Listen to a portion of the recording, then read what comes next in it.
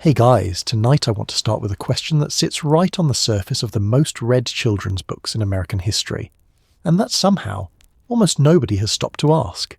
You think you know every person in the Little House books, 8 volumes, every wagon, every blizzard, every fiddle tune by the fire. Laura Ingalls Wilder wrote her family so completely that millions of people can name her dog before they can name their own great-grandfather. But there is one woman who never appears in any of those thousands of pages. She's not a stranger. She is Ma's own sister. She lived 90 miles from the famous cabin her entire life. She had 14 children, 9 girls, 5 boys. She is the woman whose letters Laura Ingalls Wilder used to write the first book. And Little House never said her name. Not once. Not in 8 books. Not in the manuscript the books were quarried from. Not in the chapter called The Sugar Snow, even though she was the family member who told Laura about the sugaring off parties. Not in the dance at Grandpa's, even though the dance happened at a house she lived next door to. 8 volumes. Millions of readers. The most famous sister in American children's literature had a sister of her own who is mentioned nowhere inside it. That is not a footnote. That is a question. Tonight, the question is this. Whose memories did Laura Ingalls Wilder actually use to write Little House in the Big Woods? And why did the books have to leave this woman's name out? The answer is sitting in an archive, in an envelope, in a 90-year-old niece's handwriting dated June 22nd, 1925. Open it with me. But first, here's the road we're walking tonight. A drowned father on Lake Michigan and a widow raising 7 children alone in the Wisconsin Territory. A brother marched off to the Civil War who came home in a paper. 3 Ingalls boys who married 3 Quiner girls in the same Wisconsin township in the same 15 months, and the 32 double-cousin children who came of it. A woman who had 14 babies in 21 years and then buried her husband the same season the last one was born. A 45-year widowhood on a Wisconsin farm. A blind niece in Dakota Territory. A long winter that nearly starved a town. A second niece, 300 miles south, who became a writer too late to ask her mother the questions she should have asked. A letter from Rocky Ridge Farm, Missouri to Stockholm, Wisconsin, dated June 22nd, 1925, and the letters that came back. It begins with water. Remember that. It begins with water. And 82 years later it will end with a name. The water is patient. The name is the one the books never said. Between the water and the name is the whole story of how a woman's memories became a children's book, and how the children's book left the woman out. We're going to walk that distance now, step by step, from a schooner on Lake Michigan in November 1845 to a stone in a cemetery in Pepin, Wisconsin in 2026. The distance is 181 years. The distance is also 90 miles. The distance between the cabin the books made famous and the farm the books never mentioned. November 10th, 1845. The schooner smelled of wet rope and cold pine. November on Lake Michigan is not a season, it is a sentence. The water turns the colour of gunmetal, the wind comes down off Canada with nothing to slow it, and the sailors who worked those lakes had a saying that November pays for the whole easy summer. The schooner was called the Ocean. She was a small 2-master, registered out of Mackinac Island, owned by a Milwaukee merchant named G.D. Deuceman. Her captain was a man named Alexander McGregor. Her second mate was a farmer named Henry Newton Quiner, who had no business being on the water at all. Henry was 38 years old. He had been a farmer his whole life. He had a wife, Charlotte, 7 children, a piece of Wisconsin land, a house in Milwaukee where the family had relocated. He had no training as a sailor.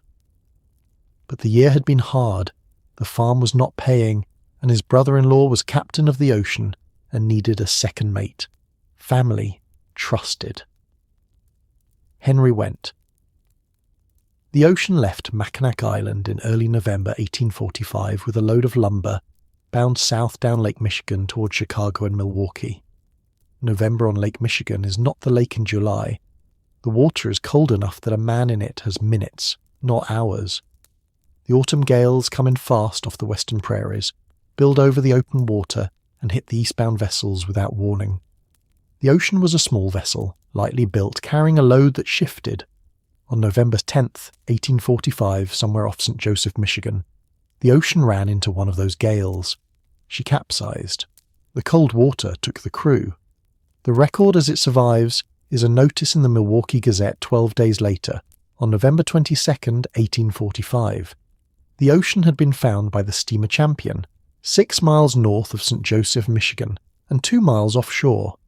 She was righted but empty. The names given in the notice are sparse.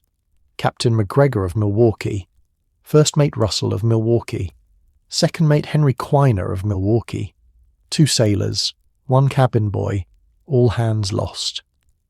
The body of Henry Newton. Quiner, like the bodies of the rest of the crew, was never recovered. The water had opened its account with the Quiner family. It would keep that account open for a long time.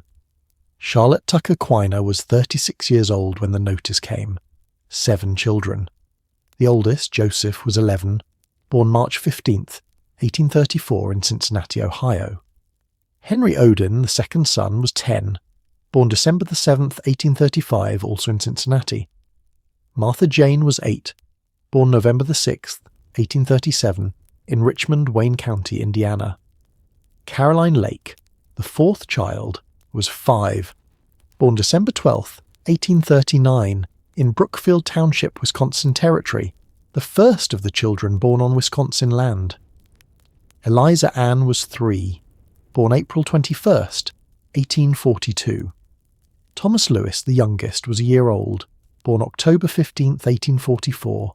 7 children, the oldest 11, the youngest 1. A widow at 36, no body to bury, a lake that would not give the body back. The 3 years between Henry's death and Charlotte's remarriage are the years that made the Quiner sisters. They are nearly invisible in the record. No letters survive from this window, no diary, no family story that captures the texture of those years.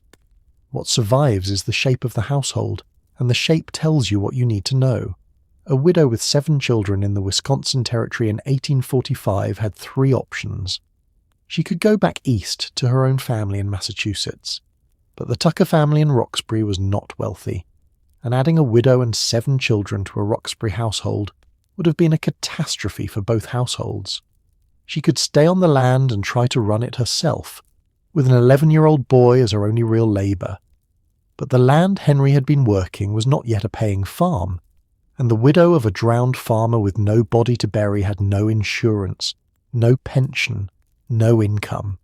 Or she could remarry and find a man willing to take on a widow with 7 children. The Wisconsin Territory in 1845 was not the Wisconsin of today. It was not yet a state. Statehood came in 1848. The population was sparse, the land was being cleared, the economy was barter and cash, with most families living on what they grew and what they could trade. A widow with 7 children in that economy was a household in crisis. There was no social safety net, there was no welfare, there was no life insurance. The only institutions that helped widows and orphans were churches and families, and the churches were small and the families were far away. Charlotte's family was in Massachusetts, Henry's family was in Connecticut. The nearest Quiner relative was probably in Milwaukee, but Milwaukee in 1845 was a town of about 10,000 people, not the city it would become. The nearest Tucker relative was 2,000 miles east. Charlotte was on her own. She kept the household together for 3 years and 4 months. How exactly the record does not say. She sewed. The needle trade she had learned in Roxbury. She probably took in washing. She probably took in borders.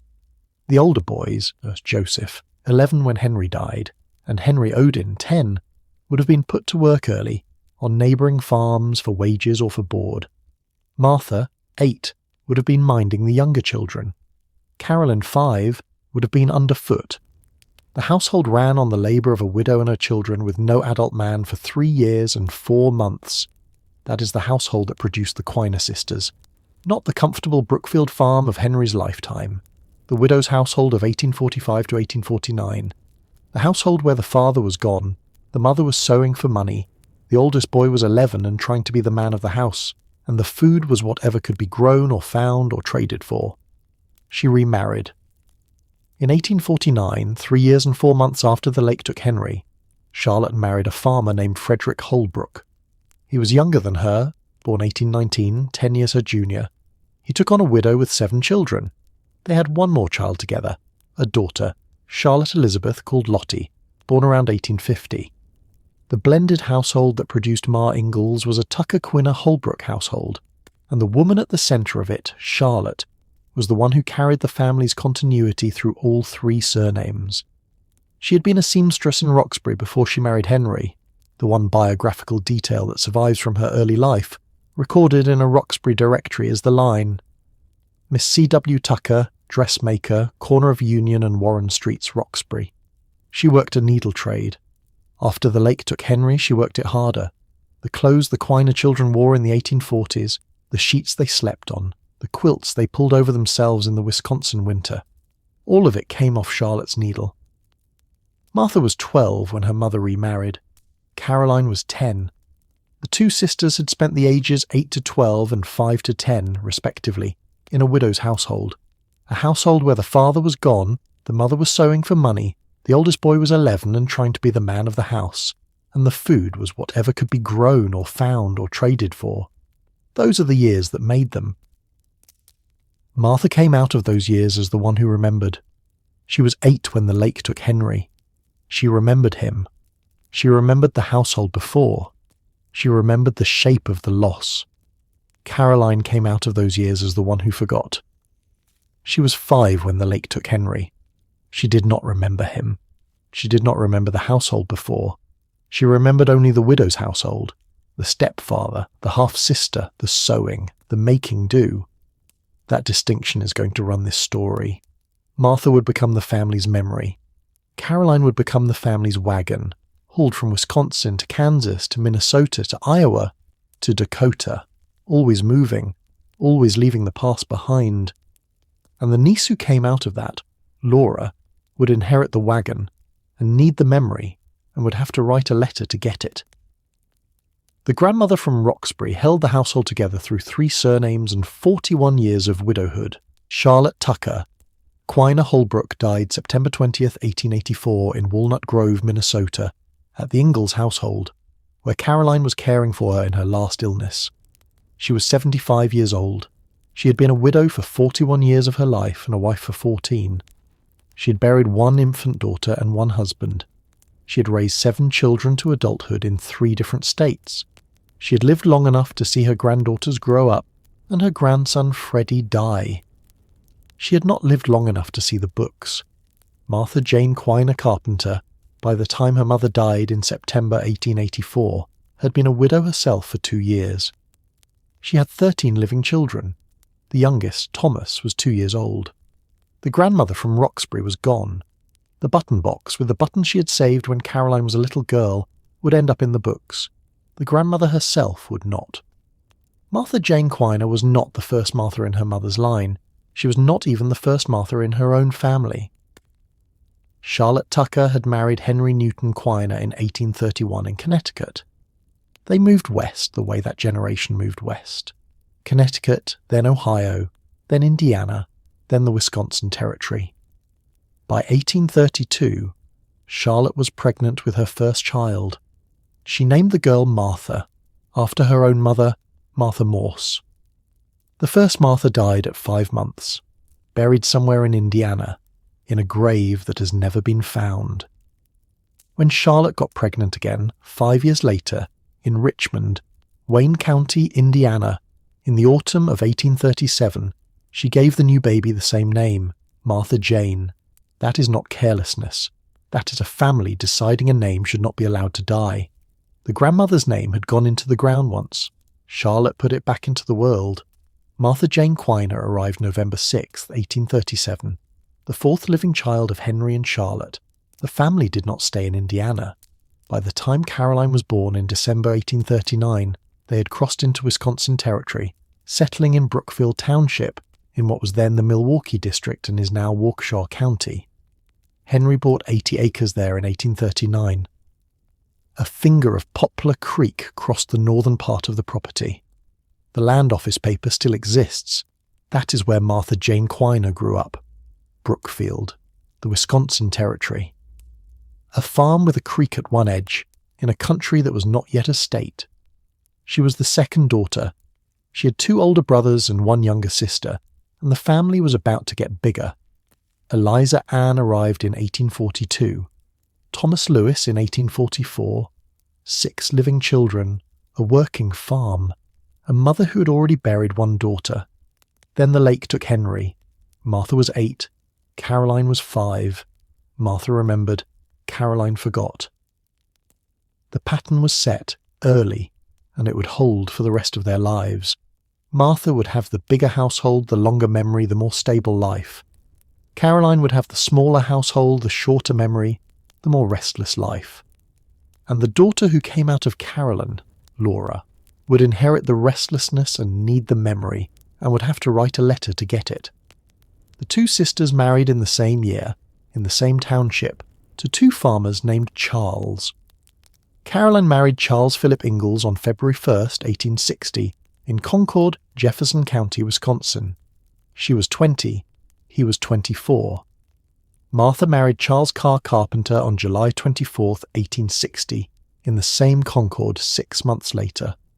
She was 22, he was 33, a farmer from Newburgh, Orange County, New York, who had come west in the 1850s looking for land that did not cost what Hudson Valley land cost.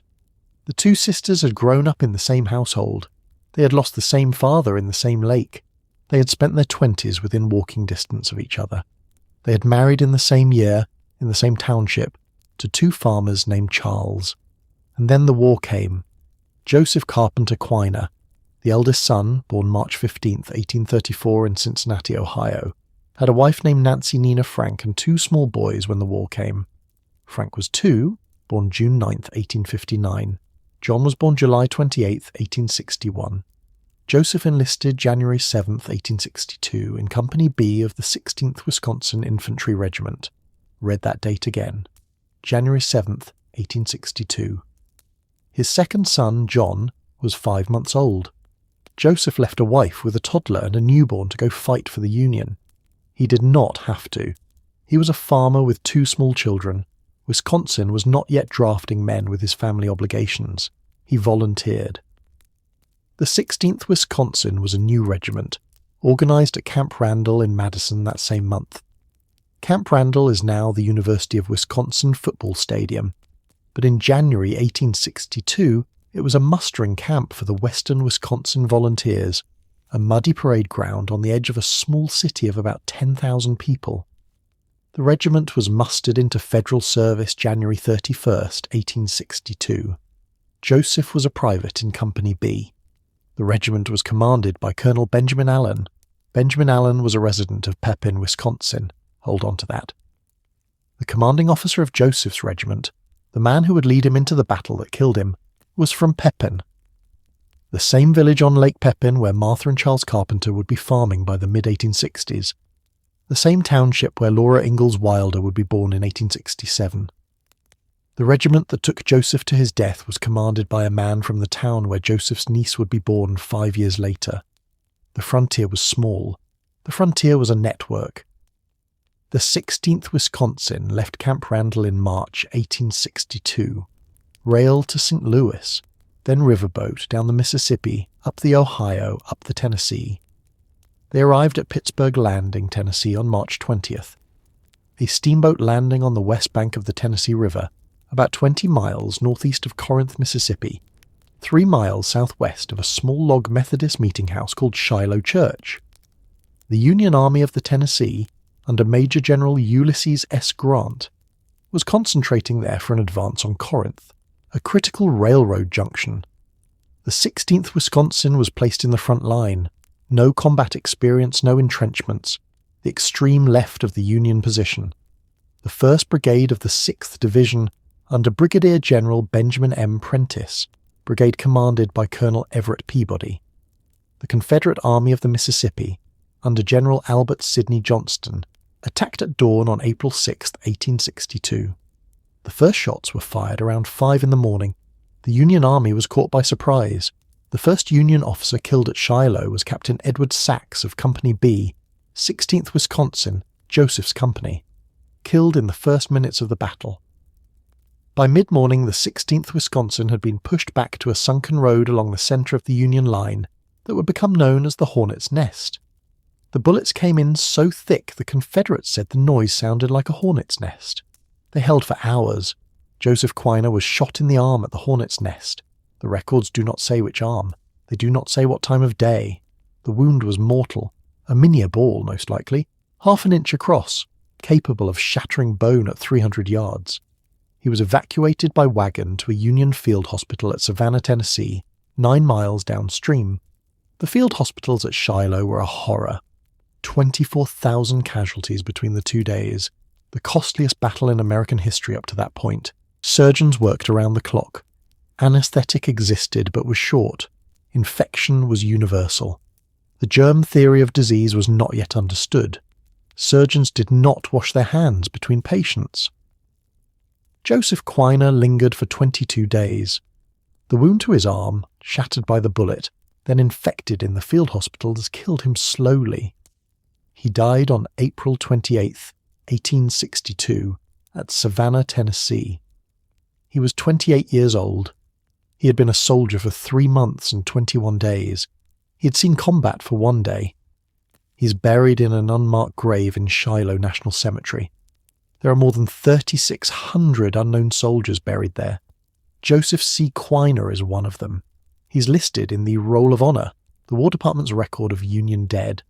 But his grave has no stone with his name on it. His wife Nancy was a widow at 26. Frank was 2. John was 9 months old. Joseph never saw John reach his first birthday. The little family in Concord received a paper from the War Department. The paper said what the papers always said. The regiment, the company, the date, the place, the cause. Death by wounds received in action. The paper did not say which arm. It did not say whether he was conscious at the end. It did not say what he said, if he said anything. It was a receipt for a life. Now the math of the family shifted. Martha, the second oldest Quiner child, became the oldest living child of Henry and Charlotte. She was 24. The weight of being the one who stayed, the one who held the family's continuity while the others scattered, settled on her at 24. She was already running a new farm in Stockholm township with a baby in arms. She was about to have another. Her sister Caroline, 3 years younger, was pregnant with her first child in Concord. The two sisters would not see each other often again. Before we go further into the math, I need to lay out the family structure that produced Laura Ingalls Wilder, because the books never explain it, and the structure changes what the books can mean. Henry Newton Quiner and Charlotte Tucker had 7 children who survived infancy. 3 of those children, Martha, Carolyn, and Eliza, married 3 of the Ingalls siblings in 3 separate ceremonies in the same Wisconsin community in a 15-month window between 1859 and 1861. The first marriage, Henry Odin Quiner. The second son, born in Cincinnati in 1835, married Polly Malona Ingalls, Charles Ingalls' older sister, in 1859. They settled in the big woods of Pepin County. They had 7 children. 4 of those 7 died before 1885. Henry Odin died in 1886 in South Dakota. Polly died in 1888. The Quiner Ingalls braid in this branch frayed early. The second marriage, Charles Philip Ingalls, born January 10th, 1836, in Cuba, New York, the second son of Lansford Whiting Ingalls and Laura Louise Colby, married Caroline Lake Quiner on February 1st, 1860, in Concord. Caroline was 20. Charles was 24. They had 5 children. Mary Amelia, born January 10th, 1865, in Pepin County. Laura Elizabeth, born February 7th, 1867, in Pepin County. Caroline Celestia, Carrie, born August 3rd, 1870, in Rutland Township, Montgomery County, Kansas. Charles Frederick, Freddie, born November 1st, 1875, in Walnut Grove, Minnesota. Died August 27th, 1876, in South Troy, Minnesota, at 9 months. Grace Pearl, born May 23rd, 1877, in Burr Oak, Iowa. 4 daughters lived, 1 son did not. The third marriage, Peter Riley Ingalls, Charles's older brother, born October 28th, 1833, in Cuba Township, Allegheny County, New York. Married Eliza Ann Quiner on June 5th, 1861, in Concord. Eliza was born April 21st, 1842, in Brookfield Township. They had 6 children. Peter and Eliza eventually moved west. They ended up in Zumbro Falls, Minnesota, and then later still in Oregon. Peter died in 1900. Eliza Quiner Ingalls was the longest-lived of the Quiner siblings. She died June 6, 1931, at the age of 89, almost exactly the age Martha had been when she died 4 years earlier. 3 marriages, 3 Ingalls siblings, 3 Quiner siblings, 3 sets of children, all first cousins to each other twice over. What geneticists call double first cousins. The children of Henry and Polly, the children of Charles and Carolyn, and the children of Peter and Eliza shared both sets of grandparents. Henry and Charlotte Quiner were their maternal grandparents. Lansford and Laura Ingalls were their paternal grandparents. They had roughly the same amount of shared DNA as half-siblings. So when Laura Ingalls Wilder writes about her childhood in the big woods, she is writing about a childhood spent surrounded by children who were genetically almost her siblings. The cousinage was not the loose cousinage of modern American life. It was the dense cousinage of a small intermarried frontier community, where 3 families in the same township had produced 32 children between them, all of them double first cousins, all of them sharing the same 4 grandparents. And the woman at the centre of this cousinage, the one with the most children, the biggest farm, the longest memory, was Martha. Martha and Charles Carpenter had 14, Henry and Polly Quiner had 7, Charles and Caroline Ingalls had 5, Peter and Eliza Ingalls had 6, 32 children, all double first cousins, all within visiting distance of each other in Pepin County in the late 1860s and early 1870s. The book Little House in the Big Woods takes that web of 32 cousins and shrinks it to 2, Mary and Laura. Carrie, born in 1870, makes a third. The book keeps the children of Charles and Carolyn and leaves out the children of Martha and Charles, the children of Henry and Polly, the children of Peter and Eliza. The book keeps 4 people in the cabin, Ma, Pa, Mary, Laura, and lets the rest of the family disappear. That is the structural choice that made the book work. It is also the structural choice that made Aunt Martha disappear. Before we go to Stockholm, I want to put a piece of paper in your hands. October 6th, 1861. Concord, Wisconsin. Caroline Ingalls, 21 years old, married 8 months, not yet pregnant with Mary, sits down to write a letter to her sister Martha. The letter survives in the Wisconsin Historical Society. It is the only place in this story we hear the 2 sisters talking to each other in their own voices, in real time, before any of the famous children existed. Caroline writes about their mother. Charlotte has just survived scarlet fever. Caroline describes the disease in detail: scarlet red from head to foot, burning heat, skin peeling off in large pieces, fingernails coming off. She suffered much. You cannot imagine nor I describe how much. But I feel truly thankful to kind Providence for her restoration. She writes about Charles, about her husband, Charles Ingalls. Charles is well, but he has worked very hard this summer and is about tired out now. We have got our hops picked and pressed. It took 3 weeks with 20 pickers to pick them. We have sold $250 worth and have about as many more to sell as we have sold, but we do not expect to get as much for the remainder as the price is reduced. Read that slowly. $250 in 1861, with another $250 in the barn waiting for a buyer. Roughly $15,026 in hop sales alone. Charles Ingalls was not failing as a farmer in 1861. He was working himself to exhaustion on a profitable Concord hop yard. 20 pickers, 3 weeks. He was tired because the farm was succeeding, not because it was failing. And then this, the line that does the work tonight. You have chosen a very pretty name for your boy. Strive to bring him up to be an honour to his parents and his country. Kiss him for me. I suppose you have heard before this that Nancy has another boy. They have named it John for the first name, and I believe Carpenter for the second. She's bound to keep ahead of you, I guess. The boy Martha named, that was Joseph Quiner Carpenter, born that summer of 1861. Caroline is congratulating her on the name and on the choice. Joseph. The brother who had just marched off to the war. The brother who would be dead within the year, in Tennessee, in uniform, in a grave the family would never visit. Martha named her new baby after the brother going to die. She didn't know, the letter didn't know, but the family did, afterward, and they kept the name. And then there is the throwaway line that tells you everything about why we are here tonight. Nancy has another boy. She's bound to keep ahead of you, I guess. The sisters are counting, the sisters are racing. Nancy is ahead of Martha. Caroline is reporting this to Martha as a friendly needle, the kind of needling that sisters do. The math is already running. The math will keep running for the next 21 years. By the time the math stopped, Martha was ahead of Nancy.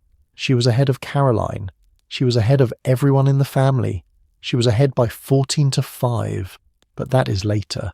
In October 1861, Martha is just a young mother with a new baby named Joseph. A sister writing to her from Concord about hop prices and scarlet fever and Indian summer heat, and a brother marching south into the war that will kill him. A few years after this letter, Charles and Caroline Ingalls packed up. They went north and west, to the township where Martha already was. The famous family came to the big woods because the older sister was there first.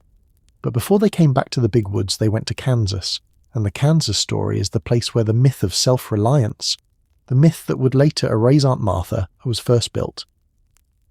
In 1868, Charles and Caroline Ingalls left Pepin County. They went south. They stopped briefly in Chariton County, Missouri, near present-day Rothville, in Yellow Creek Township, where Charles bought land in May 1868. Caroline's brother Henry Quiner also bought 80 acres in Chariton County at the same time. The stay was short. On February 25th, 1870, Charles and Caroline sold the Chariton County land back to its original owner, Adamantine Johnson. The deed states that at that time they were residents of Montgomery County, Kansas. They had gone to Kansas in the summer of 1869. They had gone to the Osage Diminished Reserve, a strip of southeastern Kansas, in what is now Rutland Township, Montgomery County, near the town of Independence. The Osage Diminished Reserve was land that belonged by treaty to the Osage Nation. It was not open to white settlement. The United States government had not yet negotiated its purchase from the Osage. White settlers were not permitted to live there. White settlers were not permitted to file claims there. White settlers were not permitted to build cabins there. Charles Ingalls went anyway. He was one of thousands of white squatters who pushed onto the Osage Diminished Reserve in the summer and fall of 1869, at a point when relations between settlers and Osages were most strained. He built a log cabin, he dug a well, he started breaking prairie sod. Carrie was born there on August 3rd, 1870, the third Ingalls daughter, born in a cabin on land that was not legally hers to be born on. The Osage knew the squatters were there. The Osage protested to the United States government. The government, which had its own reasons for wanting the Osage land, did not remove the squatters. Instead, the government negotiated a treaty with the Osage. In September 1870, the Osage signed a treaty selling their remaining Kansas land to the United States and agreeing to move to a new reservation in Indian Territory, what is now Oklahoma. The treaty was negotiated under pressure. The Osage were being starved out, their game was gone, the squatters had destroyed their hunting grounds, and the government's food rations were conditional on signing. The Osage signed. The Ingalls family left Kansas shortly after the treaty. They had been there a little over a year. They had not filed a legal claim on the land. They had been squatting. When the Osage left, the land they had been squatting on became available for legal purchase, but Charles Ingalls never filed on it. The first legal purchases in the area were recorded in June 1871. The Ingalls were already gone. They had gone back to Pepin County, back to the big woods, back to the township where Martha was. Laura Ingalls Wilder wrote about this in the second book, Little House on the Prairie, published in 1935. The book is the most famous version of the Kansas years. In the book, the Ingalls family is alone on the prairie. The father builds the cabin, the mother cooks, the children play. The Indians and the Osage are figures on the horizon, mysterious and sometimes threatening. The family is visited by soldiers who tell them they have to leave. because the land is still Indian land, and the government has not yet opened it for settlement. The family leaves, reluctantly, because the government says so. That is the book. The historical record is different. The Ingalls were not victims of a capricious government. They were illegal squatters on sovereign Osage land. They had gone there knowing it was illegal. The borders of the Osage Diminished Reserve were a matter of public record. They had gone there because the land was good, and because the government was not enforcing the treaty, and because they bet that the government would eventually remove the Osage and open the land for white settlement. They bet correctly. The Osage were removed. The Ingalls left before the legal purchases began. The book does not tell you that. The book tells you the family was alone on the prairie, doing it themselves, visited by soldiers who made them leave. That is the myth of self-reliance. The myth of the innocent pioneer family was victimized by the government. The myth that Laura Ingalls Wilder built in 1935 out of the Kansas years. That myth is the same myth that erased Aunt Martha. The myth of the family alone. The myth of the family doing it themselves. The myth that requires the absence of a network. The absence of an older sister in Wisconsin with a working farm. The absence of 14 cousins. The absence of the family brae that actually existed in Pepin County. The Kansas book is where the myth was first built. The Big Woods book, the first book published in 1932, is where the myth was applied to Wisconsin. The Kansas years matter for tonight's story because they show you the myth being constructed. The myth was not an accident. The myth was a choice. Laura chose to tell the Kansas story as a story of innocent pioneers victimized by the government when the historical record shows illegal squatters on sovereign Osage land. Laura chose to tell the Wisconsin story as a story of a family alone in the woods when the historical record shows a family within walking distance of an older sister with 14 children. The two books use the same myth. The myth requires the same erasure. Aunt Martha's erasure is not an oversight. It is the same choice that produced the Kansas book. It is the myth of self-reliance applied to Wisconsin. The Ingalls left Kansas. They came back to Pepin County. They came back to the township where Martha already was. Pause here and let me put you in the room, because the books put you in this room 1,000 times, and they left out the most important person in it. Stockholm Township, Pepin County, Wisconsin, the early 1870s. The cabin Charles Ingalls built, the famous one, the one with the replica on County Highway CC, was on a piece of land 1.5 miles southeast of Lund, in the same township as the Carpenter farm. The distance between the two farmhouses as the wagon went was 3 to 5 miles, a Sunday walk. The big woods themselves were real. The northern half of Pepin County was dense hardwood forest, sugar maple and red oak and basswood and white ash and elm, with a canopy so thick in summer that the ground stayed damp all year. The trees were old. Some of them were 200 years old. The soil under them was rich, loess over glacial till, but it did not become farmland until you cut the trees, girdled them, burned the stumps, and ploughed. The Carpenters had done that work. They had moved to Stockholm Township in the early 1860s, when the big woods were still big. Charles Carpenter cleared a farm. Martha ran the house. They had babies, roughly every 2 years, without interruption, from 1861 onward. By the time the Ingalls came back to Pepin County in 1871, the Carpenters had 8, then 9 children. The Ingalls came back in May 1871. They had been in Kansas, the failed squat on the Osage Diminished Reserve, the political mess, and they returned to the same township, to a cabin and the same woods. Laura was 4, Mary was 6, Carrie was a baby, born in Kansas in 1870. The family was back. Martha was 33. She had 9 children. The oldest, William Augustus, was 9. Joseph was 8. Lettice was 7. Nancy was 6. There were toddlers everywhere. There was a new baby.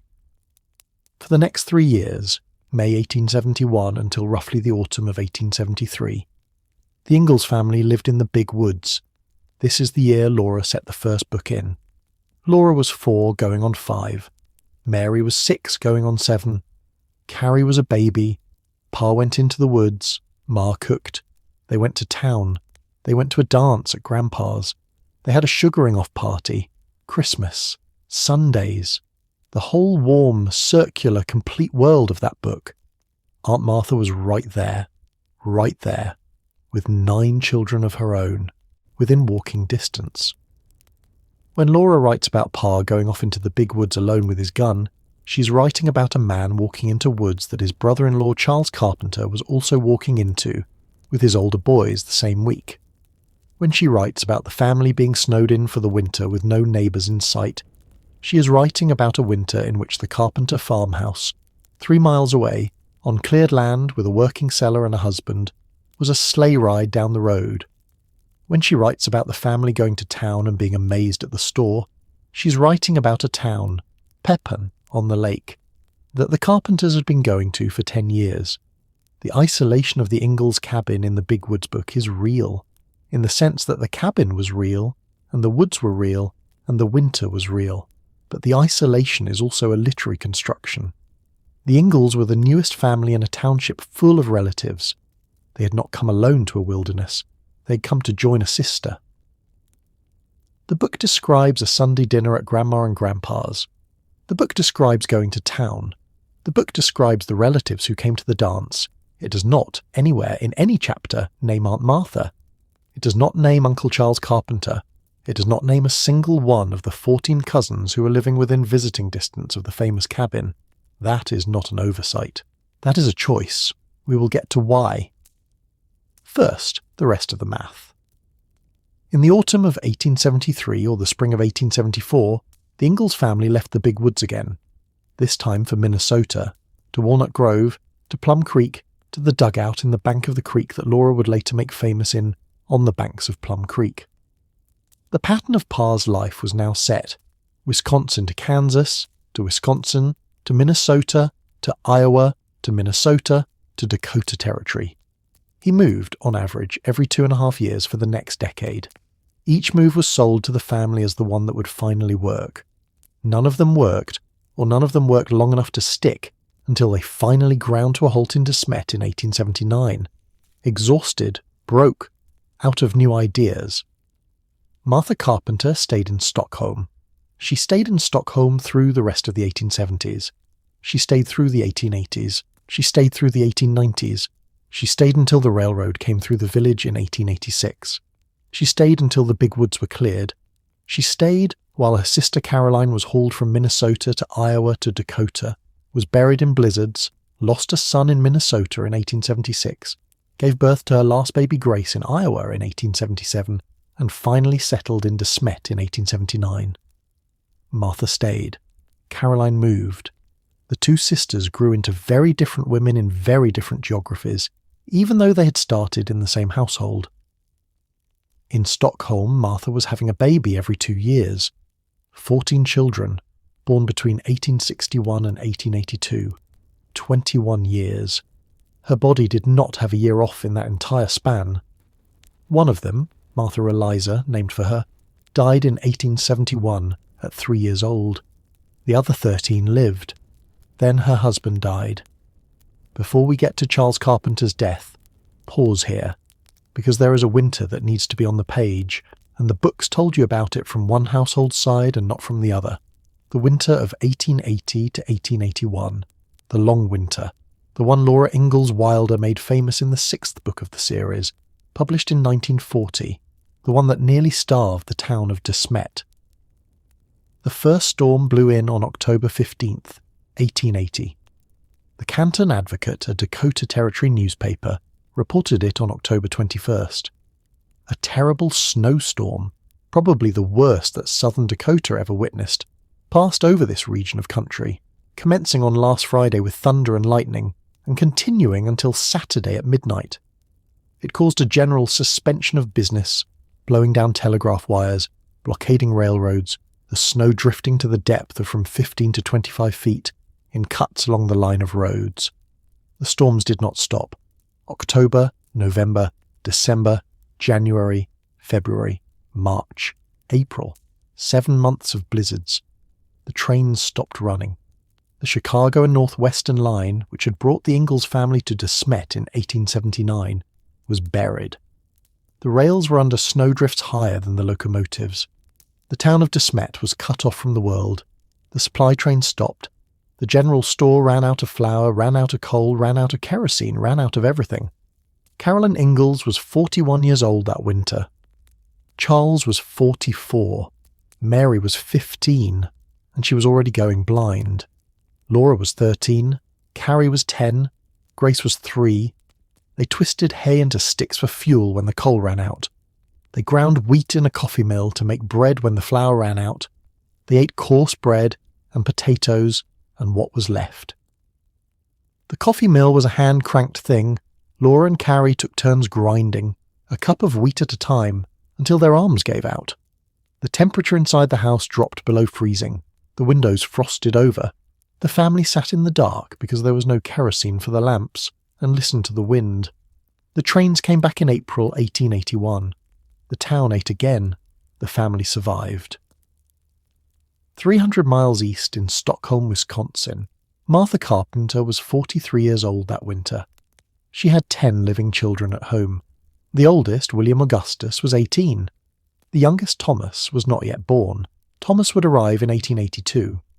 The household that winter was a working farm with a cellar full of canned goods, a smokehouse full of ham, a husband, and 10 pairs of hands. The winter of 1880 to 1881 was hard in Stockholm, the way it was hard everywhere in the upper Midwest that year. But the Carpenters had food. The Carpenters had fuel. The Carpenters had a husband. The Ingalls did not. That is the asymmetry the books cannot show you, because the books only show you one household at a time. The Long Winter is a book about a family alone on the prairie, starving, twisting hay for fuel. It is a true book. The Ingalls did starve. They did twist hay. They did grind wheat in a coffee mill. But 300 miles east in the same winter, the older sister who had stayed in Wisconsin, the one with the bigger farm, the bigger family, the stable household, was not starving. She had a cellar. She had a smokehouse. She had a husband. Caroline could have written to Martha. Martha could have sent flour. But the trains were not running, and the mail was not getting through, and the distance was 300 miles of prairie and Dakota winter. The two sisters who had grown up in the same household were on opposite sides of the same winter, and one of them was grinding wheat in a coffee mill, while the other was baking bread in a working kitchen. That is the cost of Pa's restlessness. The cost was not paid by Pa. The cost was paid by Caroline, and by Mary and Laura and Carrie and Grace, and by the baby Freddie who would die in Minnesota in 1876. The cost was the difference between a household with a cellar and a household grinding wheat in a coffee mill. Martha's household had the cellar. Caroline's household had the coffee mill. And the books that Laura wrote about that winter, 59 years later in 1940. The books made the coffee mill into a story. A children's story. A story about a family alone on the prairie with no neighbours, no relatives, no help, surviving by their own grit. That story is true. It is also a story that could only be told by leaving out the sister in Wisconsin who had a cellar. Charles Carr Carpenter died in Stockholm, Pepin County, Wisconsin, on September the 27th, 1882. He was 55 years old. The cause, recorded in the family papers, was hardening of the liver, what a modern chart would call cirrhosis. The condition had developed over years. It killed him slowly. He had been born April 26, 1827, in Newburgh, Orange County, New York, a Hudson River town about 60 miles north of New York City, with a deep water port. He came west in the 1850s looking for land. By 1860 he was in Concord, working a farm. He married Martha Jane Quiner on July 24, 1860. He was 11 years older than his bride. He had been a bachelor until 33, which was unusual for a man of his generation in a rural community. Most men married in their early to mid-20s. The reason is not recorded. Within 4 years of the wedding, he and Martha had moved to Stockholm, into the big woods. He cleared a farm. He raised 14 children on it. He was, by every account, a steady man, not the restless mover his brother-in-law Charles Ingalls was. Charles Ingalls moved every 2.5 years. Charles Carpenter moved once in the early 1860s and stayed for 20 years. He died on the farm. He was first buried on the family farm itself, a private burial on the land he'd cleared. Later his remains were moved to Oakwood Cemetery in Pepin. Now read the date. Thomas Quiner Carpenter, the youngest of the 14, was born in 1882. Charles Carr Carpenter died in September 1882. The baby was either newborn or on the way when his father went into the ground. Martha, 45 years old, pregnant or postpartum, had to bury a husband and welcome a baby in the same season. The records do not say exactly how the dates overlapped. They only say the baby was born in 1882 and the father died in September 1882. The window was weeks. The math here is brutal and I will lay it out plainly. Martha had been pregnant, more or less continuously, for 21 years. She had borne 14 children. One was already dead. Martha Eliza, 3 years old, 1871. The other 13 were living. The oldest, William Augustus, was 20. The youngest, Thomas, was a newborn. Her husband was dead. Her farm had to be run. Her family had to be fed. Her sister Caroline, 300 miles west in De Smet, had a daughter, Laura, who was 15 years old that autumn, about to start teaching school to help with family money. Caroline's family was small enough that a 15-year-old's wages could matter to it. Martha's family was so large that no single child's wages could possibly matter to it. Martha needed all 13 of them, every hand she'd raised, to keep the place running, and the youngest was a newborn. The difference between 5 children and 14 children is not arithmetic. It is the difference between a household and an institution. Laura Ingalls ran a household. Martha Carpenter ran an institution. The marriage had lasted 22 years. The widowhood would last 45. Martha would spend more of her life as Charles Carpenter's widow than she had spent as his wife. What she did not do, she did not move. She did not marry again. She did not go to live with any of her married children. She did not sell the farm. She did not go back to Concord. She did not go to De Smet to be near her sister Caroline, who was there from 1879 to 1924, a 45-year window during which the two sisters could have lived near each other if either of them had wanted to. They did not. The Quiner sisters, who had grown up in the same Wisconsin household, who had married in the same year in the same township, who had spent their 20s within walking distance of each other in Pepin County. Those two sisters spent their widowhoods 300 miles apart, by choice. What happened in that gap is the story of tonight. I want you to actually picture the household, because the math is abstract until you put it inside a kitchen. The Carpenter farmhouse in Stockholm, in say 1890. Martha is 53. She has been a widow for 8 years. The household at that point still has 8 or 9 children living at home. The older ones have begun to marry off, and the younger ones are still in school. The oldest boy at home is probably Marion, 18. The youngest, Thomas, is 8. There is a girl in the kitchen with Martha every morning. There is a boy in the field every daylight hour. The day starts before dawn. The cast-iron kitchen stove takes a half hour to get hot enough to cook on. Wood has to be carried from the wood box on the porch, which is filled from the wood pile, which is replenished from the shed, which is cut and split by the boys in the autumn and stacked dry all winter. Water has to be carried. Pump at the well, bucket in each hand, 3 or 4 trips before breakfast. The fire is fed, the coffee is set on, the oatmeal or the cornmeal mush. The bread, 8 to 10 loaves a day, baked twice a week in batches of 15 or 20. The flour barrel holds 100 pounds and is refilled from town every 2 weeks. The eggs, gathered, washed, sorted, the bad ones given to the dog. The milk, cows milked morning and night, the milk strained through cheesecloth into crocks, the cream skimmed the next morning for butter. The butter, churned, salted, pressed into a wooden mould wrapped in cheesecloth stored in the springhouse. 3 or 4 pounds of butter a week. The garden, a half-acre, weeded and picked through the summer. The produce canned in September in mason jars in a kettle on the stove. 200 jars of canned goods in a good year. The meat, a hog butchered in November, hung in the smokehouse, smoked over hickory for 2 weeks. The hams and bacons wrapped in cloth and stored in the attic. Chickens killed as needed, 2 or 3 a week. by a girl with a hatchet. The school, 3 miles away, the children walking, the younger ones carrying lunch in lard pails.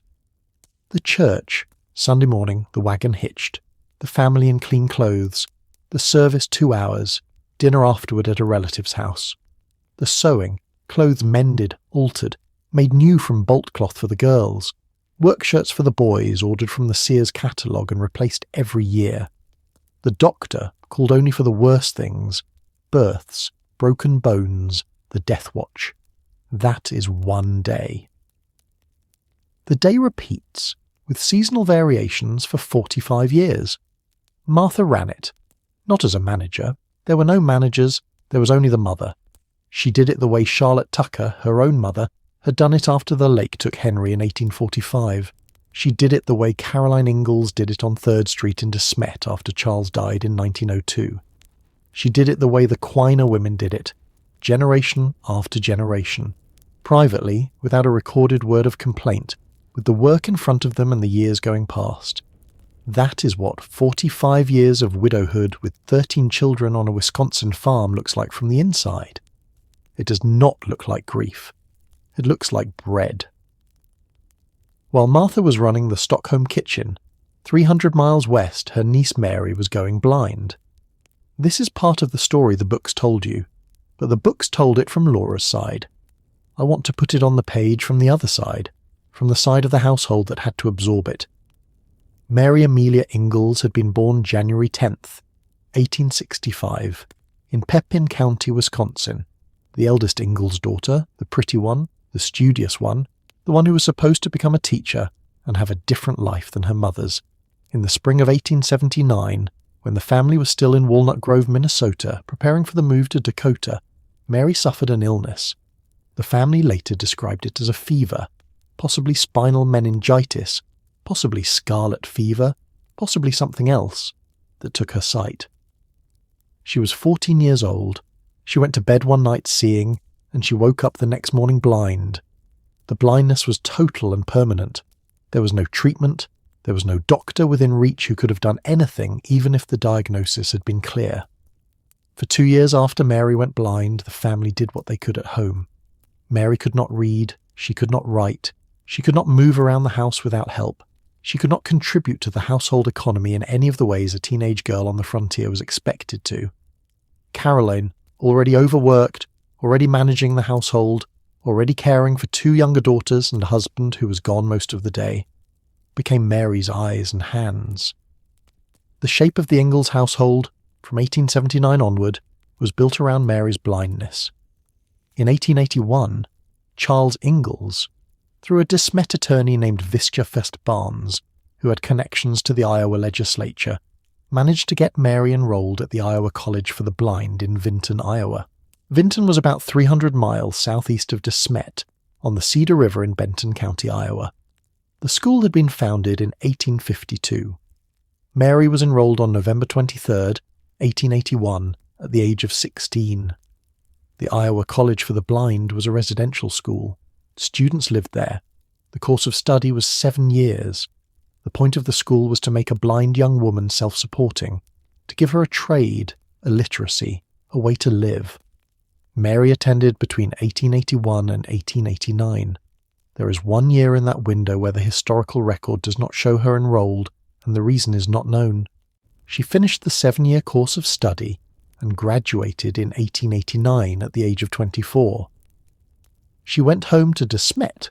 What she came home to was the house on 3rd Street. Charles Ingalls, by 1889, had finally stopped moving.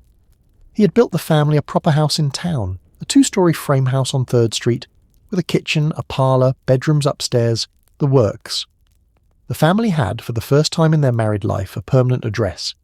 Charles was 53, Caroline was 50, Mary was 24, Laura was 22, and had been married to Almanzo Wilder for 4 years. Carrie was 19, Grace was 12. Mary came home from Vinton and lived in the house on 3rd Street for the next 39 years. She never married, she never moved out. She contributed to the household income by making fly nets for horses, one of the industrial trades she'd learned at the Iowa College for the Blind. The fly nets were sold to local horse owners. The income was small. It was something. Charles Ingalls died June 8, 1902, in De Smet of heart failure. He was 66 years old. He had been losing steam for several years. The frontier life had taken a toll. The years of hard manual work and exposure and bad food and poor shelter had aged him faster than the calendar. He died in the house on 3rd Street. Carolyn, 62, was a widow. After Charles died, Carolyn and Mary stayed in the house together. They took in a lodger, rented out a room, for extra income. Carolyn cooked. Mary made fly nets. The two of them lived together, mother and eldest daughter, in the house on 3rd Street for the next 22 years. They outlived Charles together. They outlived the horse and buggy era together. They outlived the Dakota Territory, which became South Dakota in 1889. They outlived the frontier. Carolyn Lake Quiner Ingalls died April 20th, 1924 in De Smet, in the house on 3rd Street. She was 84 years old. Mary, 59, was at her side. After Caroline's funeral, Mary could not live alone. She went first to Manchester, South Dakota, to live with her younger sister Grace, who had married a farmer named Nate Dow. Then she went to Keystone, South Dakota, to live with Carrie, who had married a widower named David Swansea. Keystone is a small town in the Black Hills near Mount Rushmore. Mary Amelia Ingalls died October 17, 1928, in Keystone, South Dakota. She was 63 years old. She had been blind for 49 years. She had been a graduate of the Iowa College for the Blind for 39 years. She had lived in the house on 3rd Street in De Smet for 39 years. She had outlived her father by 26 years and her mother by 4.5. Martha Jane Quiner Carpenter, in Stockholm, Wisconsin, was 89 years old when Mary went blind in 1879. Martha was 91 years old when Mary died in 1928. Martha had outlived her sister Caroline by 4 years. She was about to outlive her niece Mary by less than 15 months, and she did not know that the death of her blind niece, a woman she'd never met as an adult, a woman whose blindness had shaped the family that had once been within walking distance of her own farm, was about to send her other niece, Laura, to the writing desk. While Martha was running the Stockholm farm and Caroline was holding down the house on 3rd Street in De Smet, Laura Ingalls Wilder was 300 miles south, building a life of her own in the Missouri Ozarks. We need to be here for a minute because the books came out of this place, not out of De Smet, and the distance between Rocky Ridge Farm and Stockholm is the distance that made the letters necessary. Laura had married Almanzo Wilder in De Smet on August 25, 1885. She was 18, he was 28. The first years of the marriage were brutal. Their daughter Rose was born December 5th, 1886. A son, unnamed, was born in 1889 and died within days. Their house burned. Almanzo contracted diphtheria and then, in the aftermath, suffered a stroke that left him partially paralysed in his legs. The Dakota droughts of the late 1880s wiped out their crops year after year. They lost the farm. They tried again. They lost again. The disasters came in a pile. The diphtheria hit Almanzo in the winter of 1888. Diphtheria is a disease that kills by suffocation. The throat closes, the airway blocks, the patient dies. Almanzo survived the diphtheria, but the disease damaged his circulation, and the damage produced a stroke. The stroke took the use of his legs. He was 31 years old. He would walk again, but with a limp for the rest of his life. He would never again handle the heavy work of a prairie farm. The house fire came sometime in this same window. The fire took what little they had left. Furniture, clothes, the things Laura had been keeping since childhood. The fire was the kind of disaster that, on top of the diphtheria and the stroke and the drought and the lost farm, would have broken most people. They tried Florida. The climate was supposed to be good for Almanzo's health. It was not. The humidity was wrong. The farming was different. They lasted about a year. They came back north to De Smet, to the family, to the place where at least the climate was familiar, even if the prospects were not. By 1894, they were done with Dakota. The drought had not broken. The farm was gone. Almanzo could not handle prairie sod anymore. They had a 7-year-old daughter, no money, and no future in South Dakota. They needed to go somewhere else. In the summer of 1894, Laura and Almanzo and 7-year-old Rose left South Dakota for good. Laura kept a diary of the move. It is now in the archives of the National Museum of American History at the Smithsonian, and it is one of the few places we hear the real Laura, the unedited Laura, before she became a writer. The diary records the trip, a covered wagon, a team of horses, 700 miles south and east from De Smet to Mansfield, in the Ozarks of south-central Missouri in Wright County. They arrived in Mansfield in August 1894. In September 1894 they bought 40 acres, rocky ridgetop land, on the highest point of the Ozarks, the kind of land no other homesteader had wanted because it was too rocky to plough. Laura called it Rocky Ridge Farm. She wrote about it years later in the Missouri Ruralist, in an article dated July 22, 1911, called The Story of Rocky Ridge Farm. To begin with, it was not bottom land, nor by any stretch of the imagination could it have been called second bottom. It was, and is, uncompromisingly ridgeland, on the very top of the ridge at that, within a few miles of the highest point in the Ozarks. And rocky, it certainly was rocky when it was named. They bought it because it was what they could afford. They bought it because Almanzo, with his paralysed legs, could not handle the heavy work of a prairie farm anymore, and ridgeland with mixed timber and pasture was easier to work than prairie sod. They cleared it. They built a farmhouse, room by room, over the next 20 years. They added land in small purchases until by 1929 Rocky Ridge Farm was 169 contiguous acres. Laura was 27 when she arrived in Mansfield.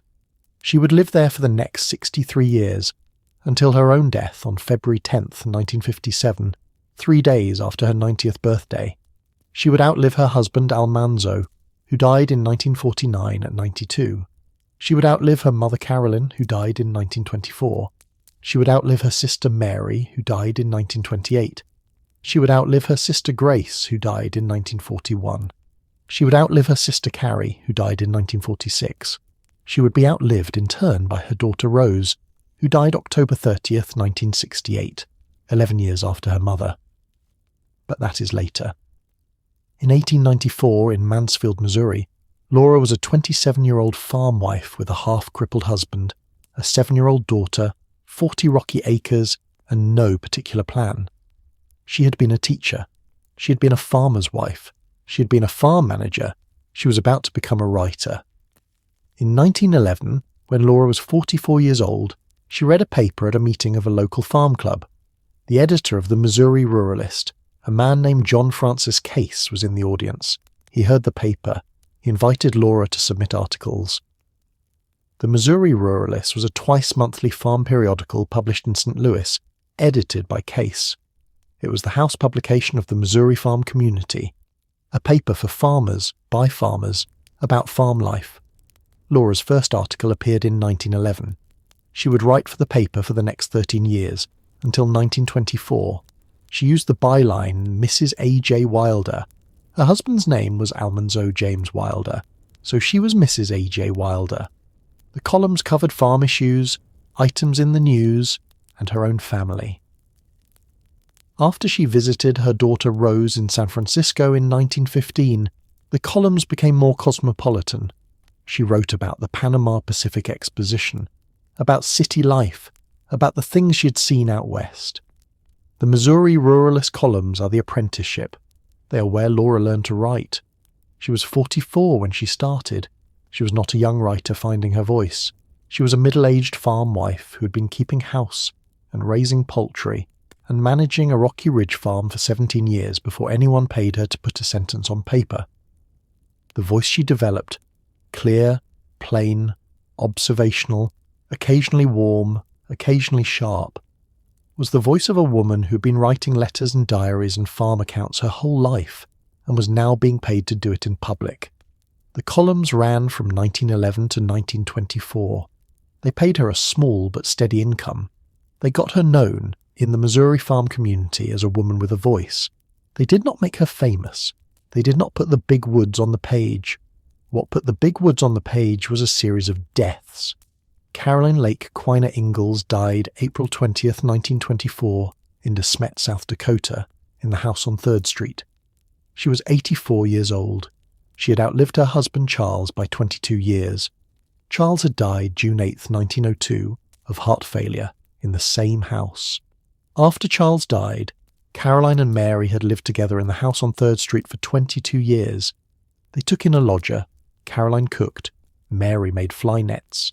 Carolyn, in April 1924, was the last of the original Bigwoods Ingalls household, the wife of Charles, the mother of the 5, the woman whose memory ran all the way back to Concord and Brookfield and the lake that took her father. She was the last person in the immediate family who had been there. Laura came up from Mansfield for the funeral. She was 57. She came back to Mansfield with the silence of a daughter who had not gotten around to asking her mother the question she now realised she should have asked. Caroline was the last of her parents' generation in the immediate household. The widow on 3rd Street was gone. The stories were gone with her, unless someone could recover them. With Caroline gone, the only person left in the world who remembered the Quiner household of the 1840s, who remembered Charlotte Tucker, who remembered Frederick Holbrook, who remembered the Brookfield farm, who remembered the family before the lake took Henry, was Martha. Martha, 87 years old, living in Stockholm, Wisconsin. Or by that point, perhaps living with one of her married children. The record suggests she had moved across the river to Plainview, Minnesota, Wabasha County, just across the Mississippi from Pepin County. By the end of her life, she was the only one left, and that is when her niece wrote to her. Rocky Ridge Farm, Mansfield, Missouri, June 22nd, 1925. Laura Ingalls. Wilder sits down at her writing desk, 58 years old, recovering from what she calls nervous prostration, a near breakdown. Her daughter Rose is in the house working on a new novel about the Ozarks. The Ladies' Home Journal has asked Laura for an article on her grandmother's cooking brought down to date. Laura writes the letter. The address at the top is Rocky Ridge Farm. The salutation, Dear Aunt Martha. I'm going to read you most of this letter, because it is the most important document in tonight's story and the most important single document in the entire making of the Little House books. It is the letter that built the book. Dear Aunt Martha, Mary writes that you have not had the circular yet, and so I am cutting across the corner and writing you direct. I have been wondering how you are standing the hot summer, for I suppose it is warm weather there as well as here. We have been having a very dry season, as well as hot, and are needing rain badly now. Rose is still here, and busy on a new book. I don't know what the title is nor how soon it will be finished. It is a story of the Ozarks. Her friend Helen Boylston from New Hampshire is still here with her. We are all usually well just now. I have had a serious sickness, very near to nervous prostration. It is good to be well again, though I am not very strong. The Ladies' Home Journal is wanting me to write an article for them on our grandmother's cooking. Brought down to date, and I am thinking that you could give me some old dishes that your mother or yourself used to cook. If you would be so kind, I would appreciate it so much. I would like to cook them for myself as well as write about them. Mother used to make what she called vanity cakes years ago. They were mostly egg and they were fried in deep fat. When done, they were simply bubbles, usually with a hollow centre, and they were crisp around the edges. Perhaps you know how to make them. I would so much like to have the recipe. There was something I wanted the girls to do for me, but they never got around to it and Mother herself was not able. I wanted all the stories she could remember of the early days in Wisconsin, when you were all children and young people. Now it is too late to ever get them from her, but I think, and I thought then, that it would be wonderful for the family to have such a record. I want them principally for that, but I think too that Rose could make some stories from such a record for publication, and that would be fine too. Only you, I wonder, can tell the story of those days and any special stories that you can remember about things that happened then. Just tell it in your own words as you would tell about those times. If only you could talk to me. If you will do it, I will be glad to hire a stenographer for taking it down for me, and I want lots of it. Pages and pages of things about the little everyday happenings and what you and Mother and Aunt Eliza, Uncle Tom and Uncle Henry did as children and young folks, going to parties and sleigh rides and work and spelling school too.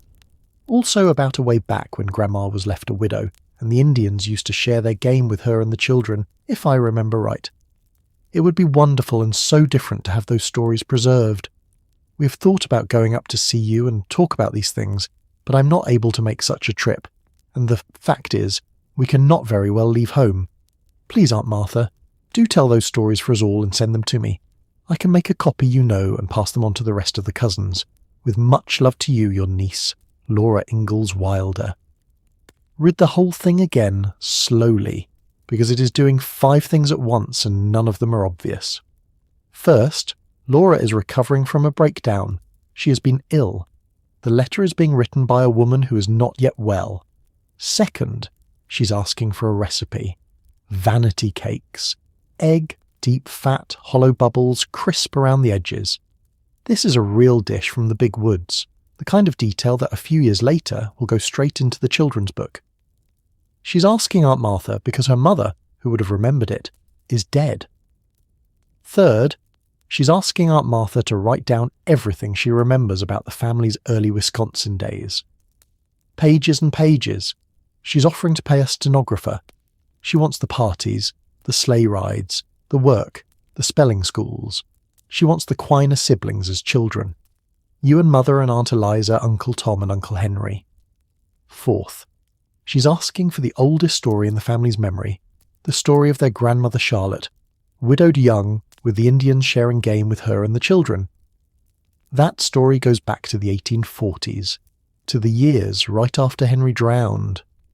Laura is asking her aunt to write down the family's foundational story, the story of how the Quiners survived the lake. Fifth, she is telling Aunt Martha indirectly that she is becoming a writer, that the Ladies' Home Journal has asked her for a piece, that she is publishing now, that Rose, already famous, is making a novel of Ozark's material, that Laura wants material of her own.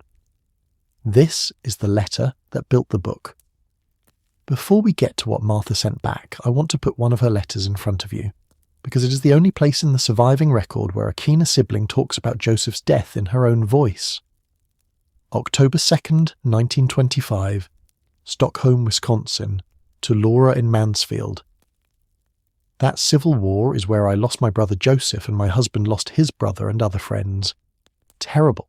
It was terrible to raise boys to manhood, then have them shot down in the war. That civil war. The phrase is the way a woman who has lived 63 years past the event finally names it. Not the Civil War. That civil war. The one that took Joseph. The one that took her husband's brother and other friends. The one that was terrible. She uses the word twice in 2 sentences, as if once was not enough. She was 88 years old when she wrote that line. She had been carrying Joseph's death for 63 years. She had raised 13 children to adulthood in the meantime. She had outlived her husband by 43 years. She had outlived her mother by 41. And the thing she could not put down, the thing she still named when her niece asked her for memories, was that civil war.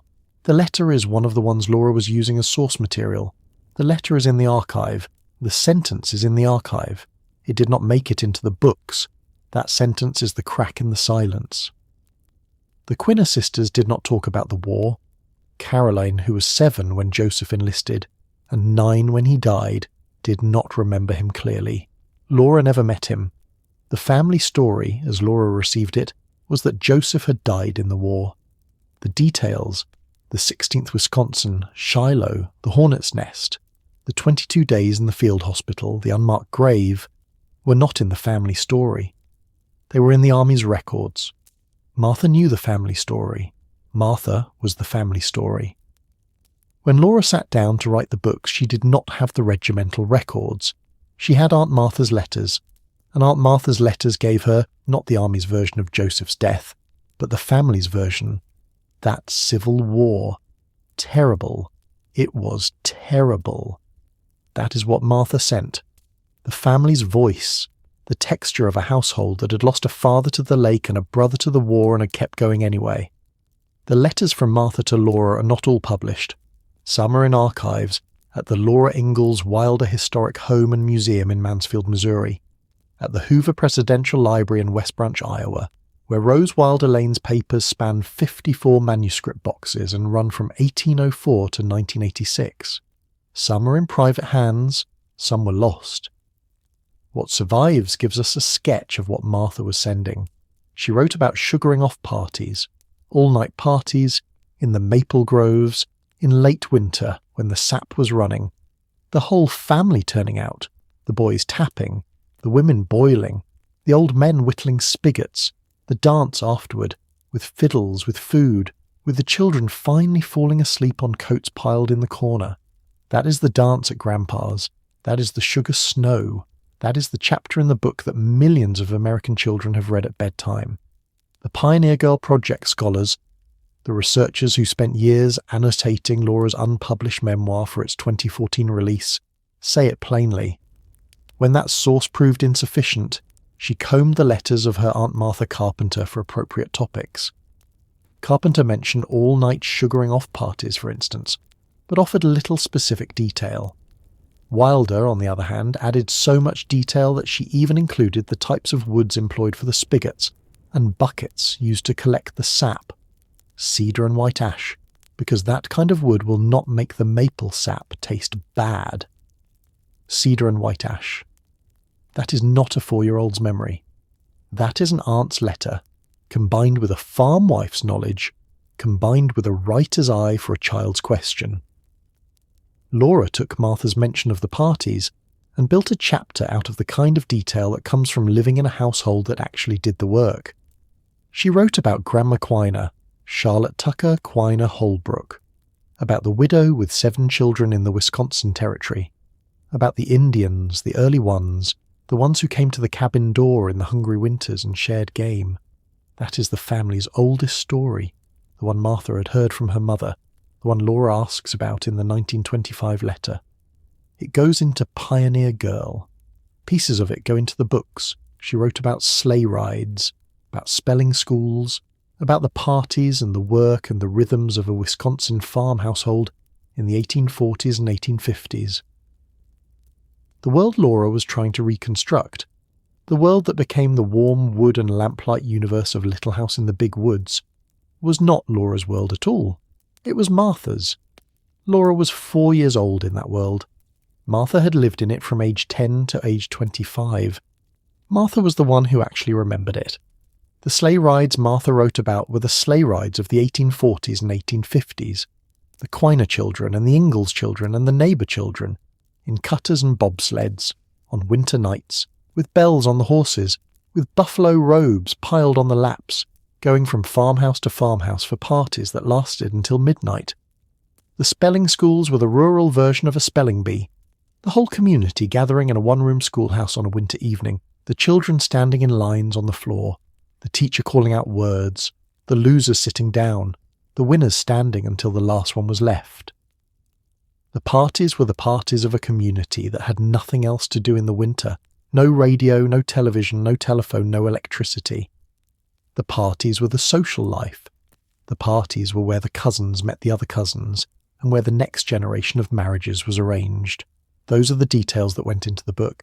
The sleigh ride in Little House in the Big Woods, the one where Laura goes with Pa to Grandpa's house, the one with the horse and the bells and the cold and the warm house at the end. That scene is built out of Martha's memories of sleigh rides in the 1840s and 1850s. Laura was 4. She did not remember the sleigh ride. She remembered being told about sleigh rides by her mother and by Aunt Martha, and she built the scene out of the telling. The sugaring off party in the book, the one where Grandpa boils the sap, where the children dance, where Laura gets to pour the sap into the snow to make maple sugar candy. That scene is built out of Martha's memories of sugaring off parties in the 1840s. Laura was 4. She did not remember the sugaring off party. She remembered being told about sugaring off parties, and she built the scene out of the telling, and she added the cedar and white ash detail.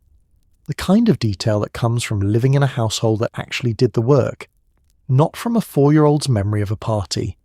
And she remembered it for her niece, in letters, at the end of her life. Here is the line I want you to hold on to. The line is from the Pioneer Girl Project, summarising what Laura did with the letters.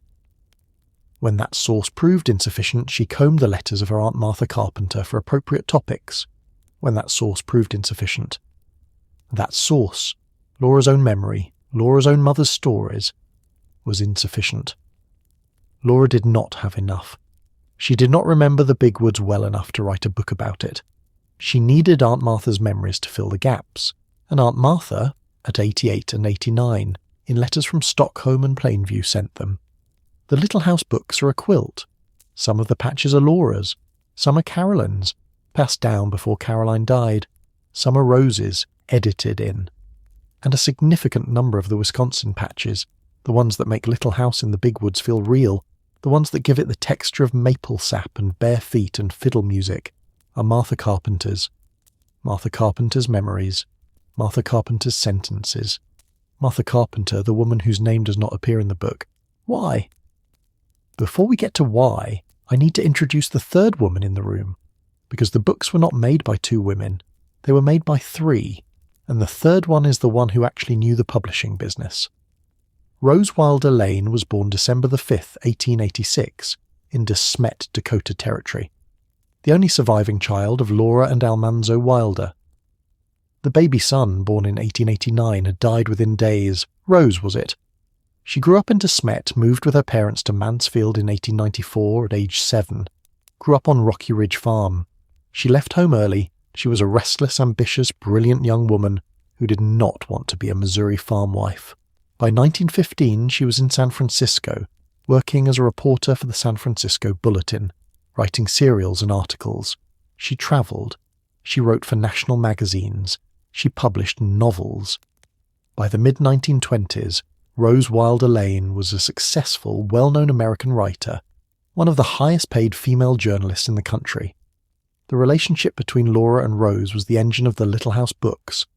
The Pioneer Girl Project, run by the South Dakota Historical Society Press, describes it this way. The family business of Laura Ingalls Wilder and her daughter Rose Wilder Lane was writing for publication. It was a joint venture, employing the capital of family history and the labour of two individuals with similar but distinct skill sets. That is a careful sentence. What it means is, Laura had the memories and the voice. Rose had the craft and the connections. Laura wrote the first drafts. Rose edited them, sometimes heavily.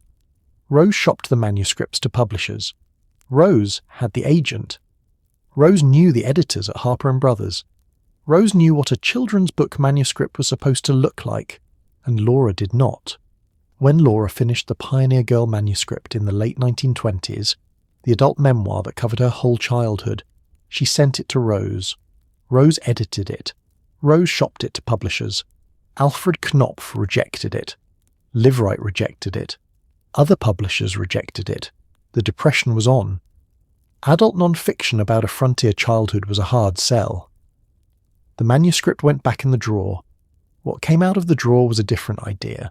The Pioneer Girl Project scholars are careful about how they describe this, because the question of how much Rose shaped the Little House books is a sensitive one in Wilder scholarship. But the broad outline is clear. Rose and Laura decided to take the Wisconsin section of Pioneer Girl, the section about the big woods, the section that drew most heavily on Aunt Martha's letters, and turn it into a children's book. Not a memoir. A story. A story for children, with a child narrator set in a single year, in a single place. Laura wrote Little House in the Big Woods in 1931. She sent it to Rose. Rose sent it to her agent. The agent sent it to Harper & Brothers in New York. The editor at Harper's Department of Books for Boys and Girls was Virginia Kirkus, the same Virginia Kirkus who would later found the Kirkus Reviews. Kirkus read the manuscript. Kirkus bought it. The book was published in 1932. Rose's role did not end there. She continued to edit the subsequent books in the series. She continued to shape the manuscripts. The question of how much of the final prose is Laura's and how much is Rose's is one that scholars have been arguing about for decades. The Pioneer Girl Project, after years of comparing the manuscripts, concludes that the relationship was a genuine collaboration. Laura had the memories and the voice. Rose had the craft and the market knowledge. And the books would not exist in their final form without both of them. Rose Wilder Lane died October 30th, 1968, in Danbury, Connecticut, 11 years after her mother. She was 81. She had never married. She had no children. With her death, the direct Wilder line ended. The books survived her. The books will survive all of us. But the books were made by 3 women, not 2. Laura, who had the memories, Rose, who had the craft, and Martha, who had the memories Laura did not have. The memories of the Wisconsin household of the 1840s and 1850s, the memories that Laura was too young to retain, the memories that Caroline had died before she could write down. 3 women, 1 book. 2 of them are famous, 1 of them is not. Martha's letters arrived. Laura filed them. She did not yet write a book. Then, on October 17th, 1928, Mary died in Keystone, South Dakota, the blind sister, the eldest daughter, the one who had been the shape of the Ingalls household since 1879. She was 63. Shortly after Mary's death, late 1928 or early 1930, the sources differ, Laura sat down at Rocky Ridge Farm and started writing Pioneer Girl. The manuscript was a memoir aimed at adults. It covered her whole childhood, from Pepin to de Smet, in chronological order. In the plain voice she had developed at the Missouri Ruralist, she finished a draft. She sent it to Rose. Rose edited the manuscript. Rose shopped it to publishers. The publishers, Alfred Knopf, Liveright, others, rejected it. The Depression was on. Adult non-fiction about a frontier childhood was a hard sell. The country was in the middle of the worst economic crisis in its history. Banks were failing. Unemployment was at 25%. Publishers were not buying manuscripts from unknown farm wives in Missouri about a childhood that had ended 40 years earlier. The manuscript went back in the drawer. The rejection was not about the quality of the writing. The writing was good. Rose had seen to that, and Rose was a professional who knew what good writing looked like. The rejection was about the market. The market in 1930 and 1931 was not buying adult memoirs about pioneer childhoods. The market was buying novels about the war. The market was buying hard-boiled detective fiction. The market was buying lost generation expatriate literature. The market was not buying a woman in her 60s writing about Wisconsin in the 1870s. What came out of the drawer was a different idea. The idea was Rose's, or Laura's, or both. The record is not clear, and the Pioneer Girl Project scholars are careful about assigning credit. But the idea was this. Take the Wisconsin section of Pioneer Girl, the section about the big woods, the section that drew most heavily on Aunt Martha's letters, and turn it into a children's book. Not a memoir. A story. A story for children, with a child narrator, set in a single year, in a single place. The pivot was a market decision. The children's book market in 1931 was healthier than the adult non-fiction market. Children's books were shorter, cheaper to produce, and had a more reliable audience to parents and grandparents and libraries. A children's book about a little girl in a cabin in the woods, written in plain language with a child's eye view, was a much easier sell than an adult memoir about the same material. Laura wrote Little House in the Big Woods in 1931. She sent it to Rose, who sent it to her agent, who sent it to Harper & Brothers in New York. The editor at Harper's Department of Books for Boys and Girls was Virginia Kirkus. Kirkus read the manuscript. Kirkus bought it. The book was published in 1932, illustrated by Helen Sewell, 176 pages, reviewed in June of that year. It sold modestly at first and then, as the series grew, steadily. By the time the 8th book, These Happy Golden Years, came out in 1943, the franchise was established. By the time Laura died in 1957, the books had sold millions of copies. By the time the television show began in 1974, they had sold tens of millions. By the time you're reading this in 2026, they have sold somewhere north of 60 million copies in the United States alone, in more than 30 languages. The book that built that franchise was built, in part, on the letters of a woman who had been dead for 5 years when it was published. Martha Carpenter's letters, sent from Stockholm and Plainview in 1925 and 1926, when Martha was 88 and 89 years old, supplied the Wisconsin texture that Laura's own 4-year-old memory could not have retained. The sugaring off parties, the dance at Grandpa's, the sleigh rides, the spelling schools, the grandmother's widowhood, and the Indian sharing game, the the texture of a Quiner Ingalls childhood in the Wisconsin Territory of the 1840s and 1850s. Martha Jane Quiner Carpenter never saw the book. She died January 16th, 1927, in Plainview, Minnesota. She was 89 years old. The book came out in 1932. She had been dead for 5 years. There are several answers, and they are all true. The first is structural. The Little House books are written from a child's point of view, specifically from Laura's point of view at ages 2 through 5 in the Big Woods book. Laura at 4 does not think about her aunt's name. Laura at 4 thinks about her father, her mother, her sister Mary, the new baby Carrie. The book's eye is a 4-year-old's eye. A 4-year-old in a household of 3 children does not naturally introduce the 11 cousins who live a mile down the road. The book is sized to the child's household. The second is dramatic. Laura was not writing a memoir. She was writing a children's book. She was selecting. She was compressing. The Ingalls family network of Pepin County was enormous. Peter and Eliza Ingalls next door with their 6. Henry and Polly Quiner somewhere in the area with their 7. Martha and Charles Carpenter with their 14. 30 children in 3 intermarried families within a few miles of each other. A children's book cannot hold 30 cousins. Laura cut the cast down to 4. Mary, Laura, Carrie. Baby Grace comes later. The third is more interesting. Laura was writing a book about self-reliance. The book is about a family alone in the woods. The father goes out hunting. The mother cooks. The children play. The drama of the book, its central literary claim, is that this family is doing it themselves. They are alone. They are independent.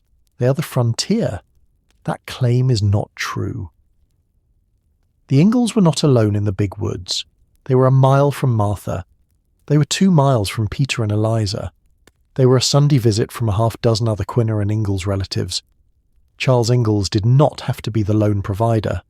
There were brothers-in-law and cousins and uncles he could call on for barn raisings, for sugaring, for hauling, for any work that needed more hands than his. The alone in the woods of the book is a literary construction. It is the myth Laura chose to tell, and to tell that myth, she had to leave Aunt Martha out.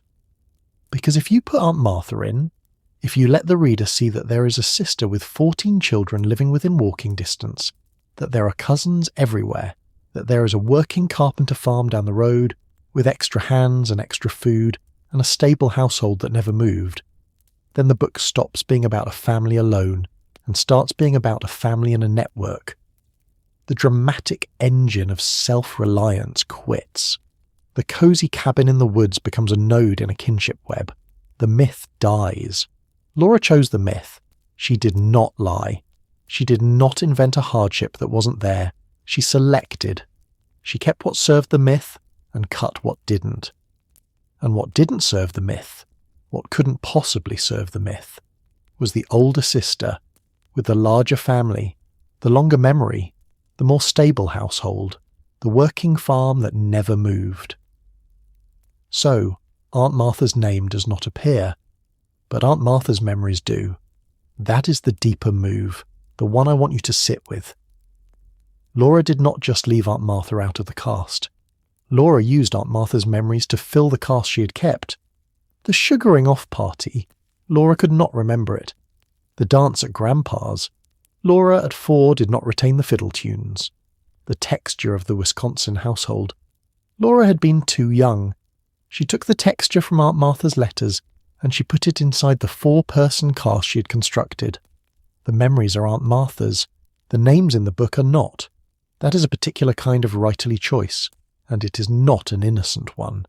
It is the choice to take a woman's lived experience and use it as raw material for a story in which that woman does not appear. It is the choice to keep the texture and erase the source. I am not calling it theft. I am calling it selection. But selection has a cost, and the cost falls on the woman whose memories were used and whose name was dropped. Martha Carpenter's memories are in every American child's bedtime. Martha Carpenter's name is in none of them.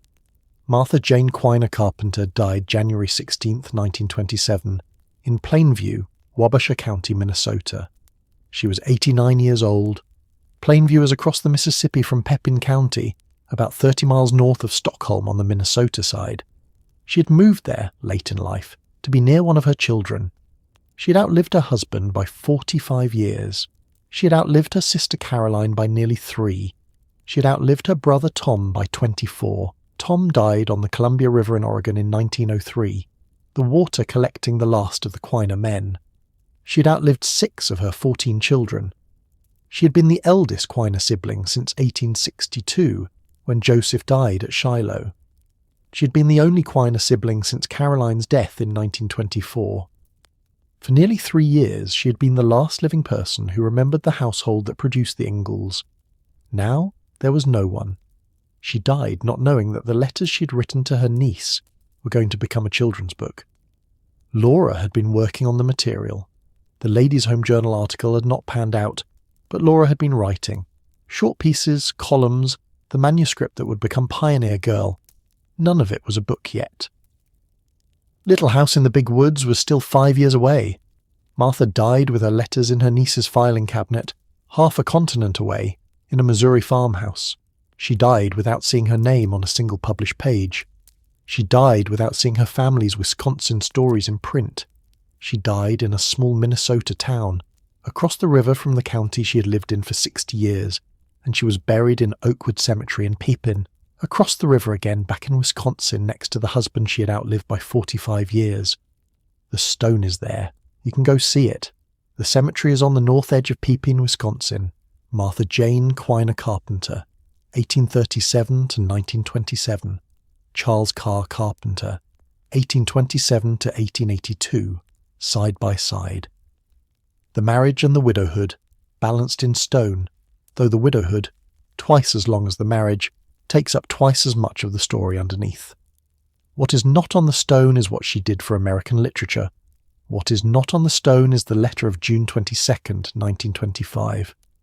What is not on the stone is the sugaring off parties, the dance at Grandpa's, the texture of a Wisconsin farm in the 1840s that her niece, 6 years after her death, would turn into the most read children's book of the 20th century.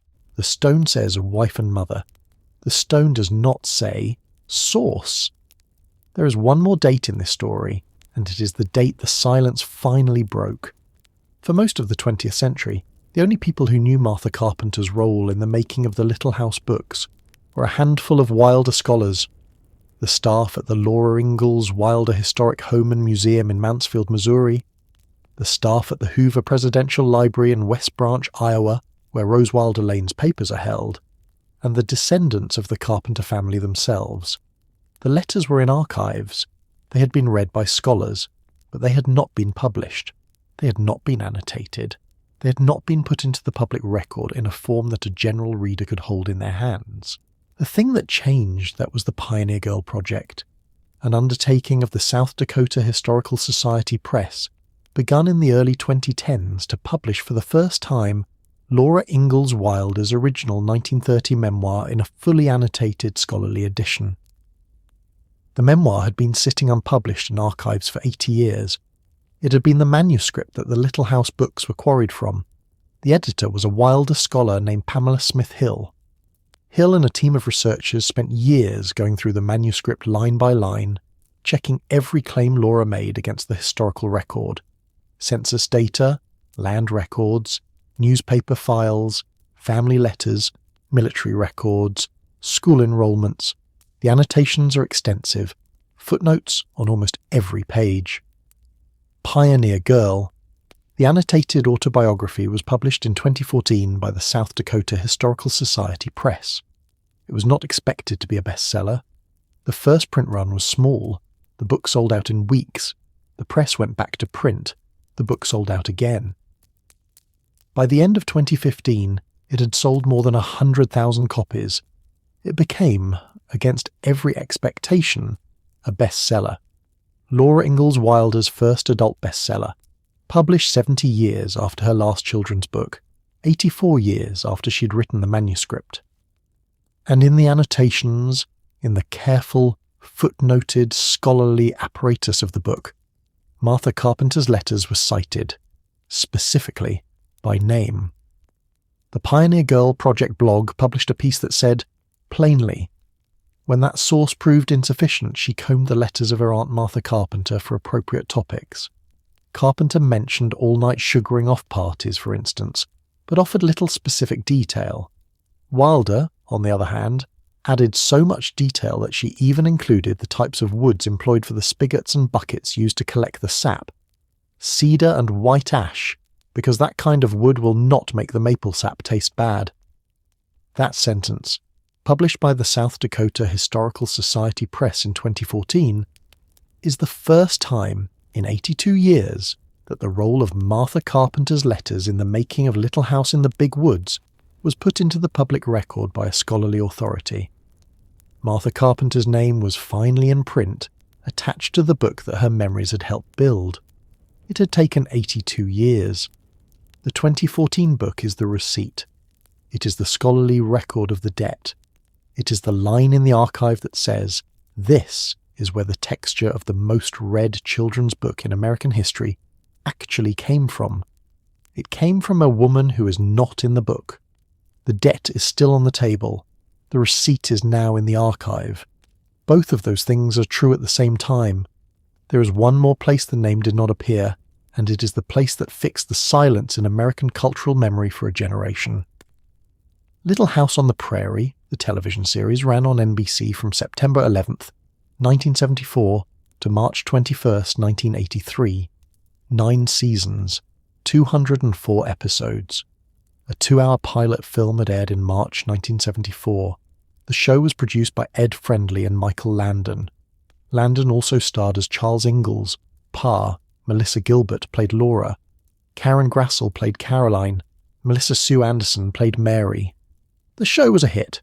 It was in the Nielsen Top 20 for 6 of its 9 seasons. It ran in syndication continuously after its cancellation. It was available on streaming. By the time you're reading this, it has been seen by hundreds of millions of people in dozens of countries. The show was not the books. The show was a loose adaptation. It invented characters. It invented plots. It moved events around. It ran the Ingalls family through storylines that never happened.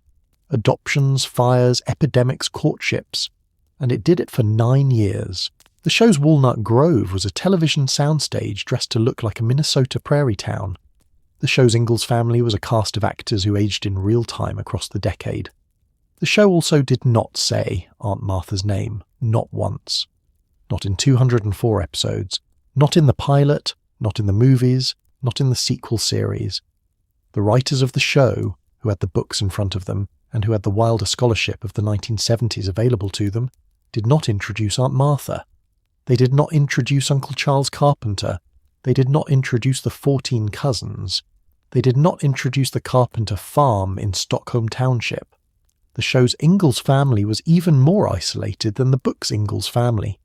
The show's family had a few neighbours in Walnut Grove, but no extended family network to speak of. The show did what the book had done, but on a larger stage. The book left out Aunt Martha to preserve the myth of self-reliance. The show left out Aunt Martha to preserve the same myth, on television, for a generation of viewers who had not read the books. The show fixed the silence in American cultural memory. By 1983, an entire generation of Americans had grown up watching the Ingalls family alone on the prairie, with no sister in Wisconsin, no 14 cousins in the big woods, no working Carpenter farm 3 miles down the road. The show made the books even more famous. The show made the franchise. By the time the show ended in 1983, the books had sold tens of millions of copies. By the time the show had been in syndication for a decade, the books had sold more. The show and the books fed each other.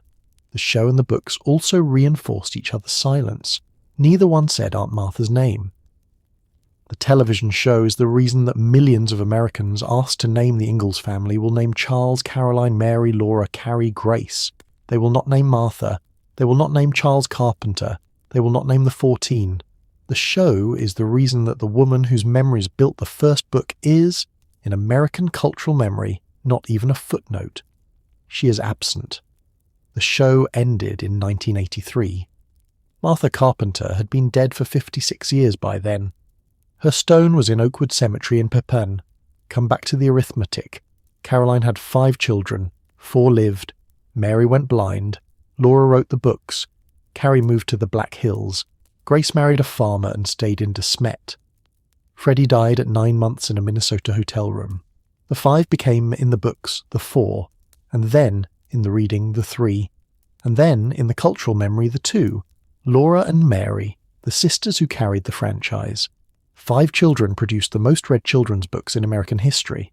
Martha had 14, 13 lived.